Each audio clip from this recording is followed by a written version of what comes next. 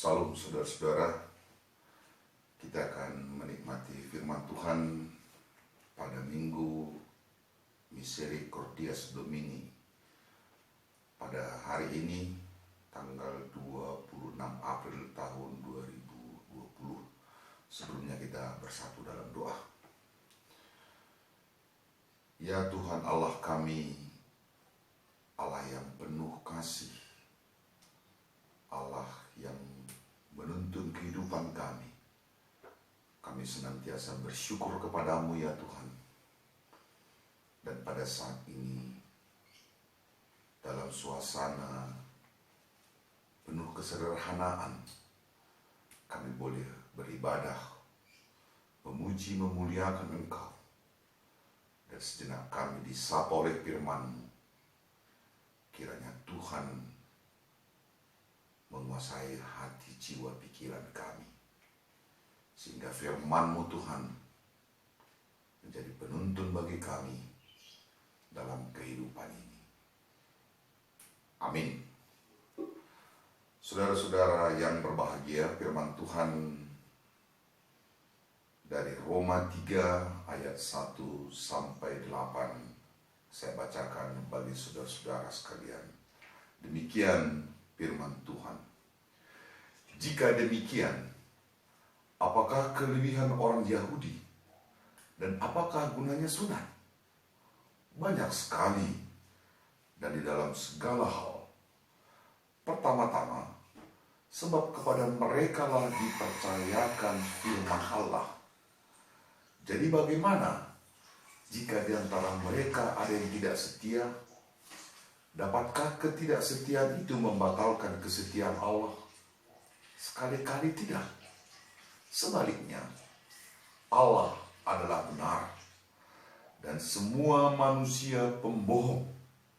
Seperti ada tertulis, supaya engkau ternyata benar dalam segala firman-Mu dan menang jika engkau dihakimi.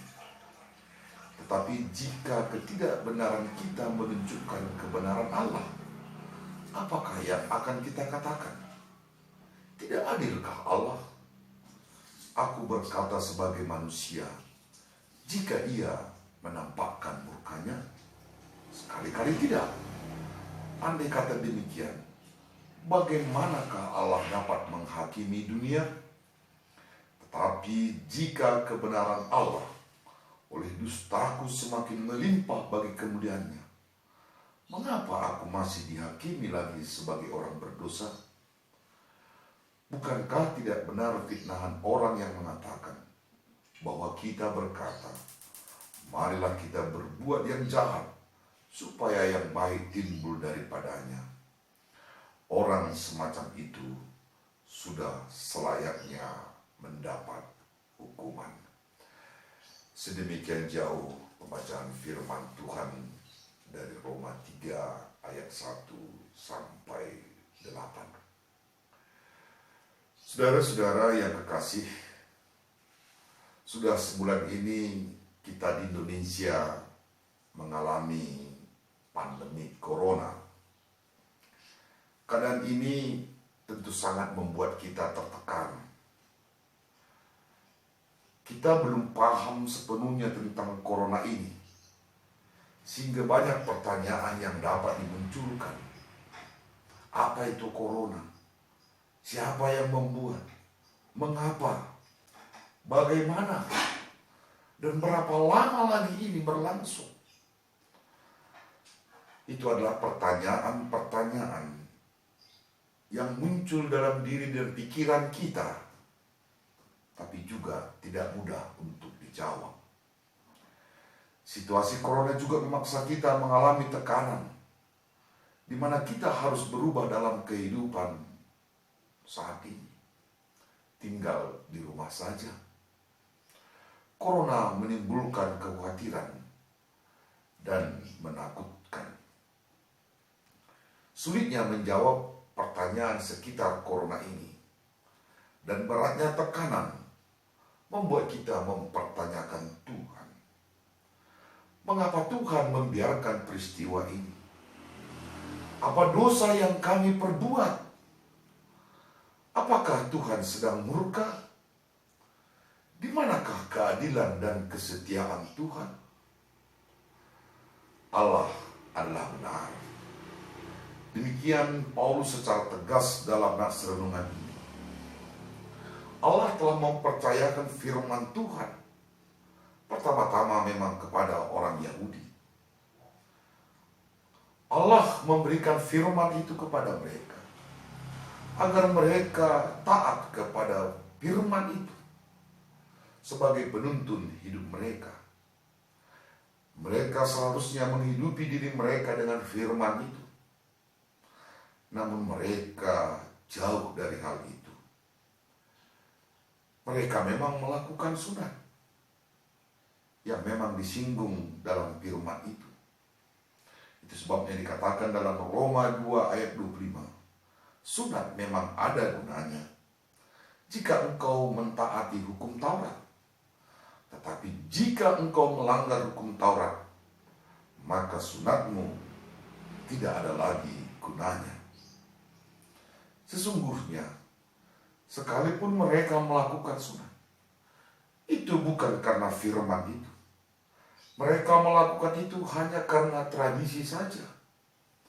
Dapat dikatakan, mereka tidak dihidupi oleh firman itu. Mereka bukanlah umat yang setia. Sekalipun mereka tidak setia, tetapi Allah tetap setia. Allah setia dengan kasih-Nya. Dalam kemurahannya, Allah menuntun setiap orang kepada pertobatan. Roma 2 ayat 4b. Saudara-saudara seiman, Allah kita adalah Allah yang setia. Ia mengasihi saudara dan saya. Dalam pengasihannya, Allah menuntun kita untuk lebih mengenalnya. Allah telah memberikan firman-Nya bagi kita sebagai penuntun hidup kita. Firman Tuhan dalam Alkitab telah tersedia dalam berbagai bentuk. Kita makin mudah menemukannya seiring dengan kemajuan zaman. Kita juga mendengar firman Tuhan melalui sapaan para hamba-hambanya.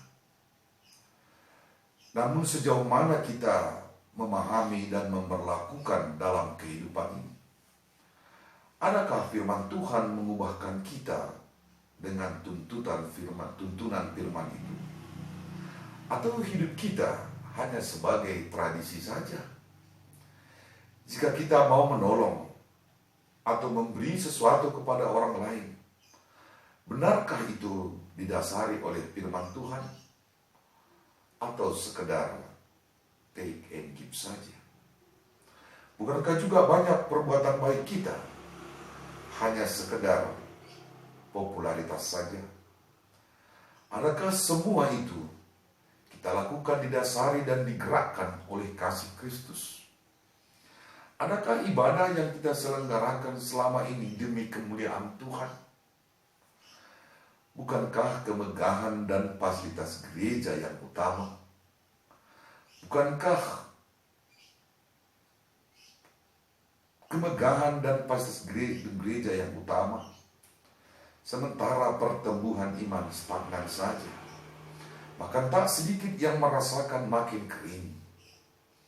Saat ada gerakan sekarang ini, ibadah di rumah saja. Bukankah kita lebih disibukkan dengan medianya? Zoom, live streaming, YouTube, online, Facebook, dan sebagainya.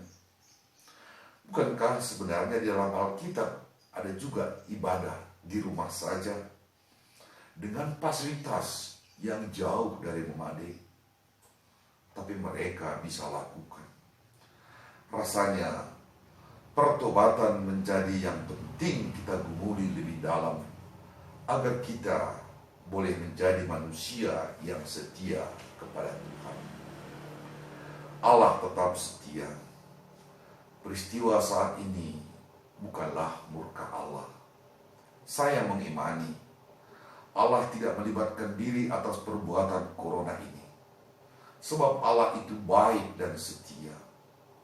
Tetapi orang-orang yang terlibat atas terjadinya peristiwa yang mengguncangkan dunia ini adalah manusia bebal. Mereka adalah gambaran dari kejahatan manusia. Di dalamnya ada keangkuhan, keserakahan, penyalahgunaan, dan sebagainya. Mungkin, sekali lagi mungkin, kita juga pernah melakukan kejahatan seperti yang mereka perbuat. Hanya saja, kejahatan yang kita lakukan di bawah para pelaku itu setingkat atau 2 tingkat atau lebih. Tapi yang pasti, manusia seringkali melakukan kejahatan. Pada ayat 4 dikatakan, semua manusia pembohong, tetapi Allah itu benar.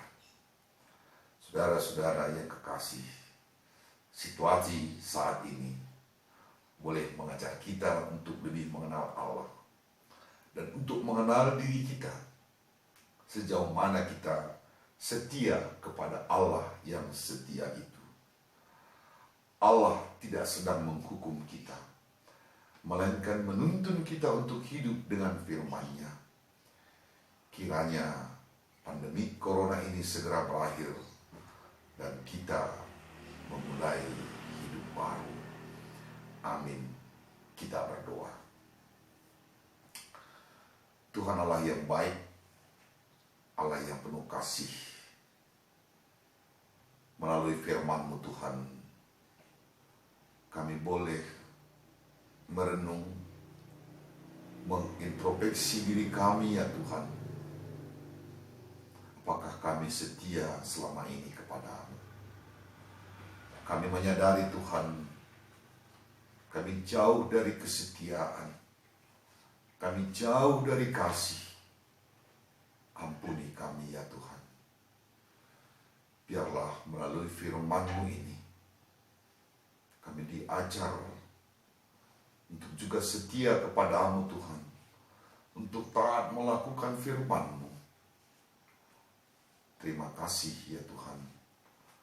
Kami memohon juga Engkau mengasihi kami semuanya yang dalam pergumulan masing-masing. Secara khusus Tuhan, pergumulan yang terjadi di tengah-tengah negeri tercinta ini. Tuhan kasihi dan berkati kami. Jauhkan kami dari sakit penyakit. Tapi biarlah kasih dan kuat kuasa Tuhan menyertai kami senantiasa. Terpujilah Engkau ya Tuhan, dalam Kristus Yesus. Amin.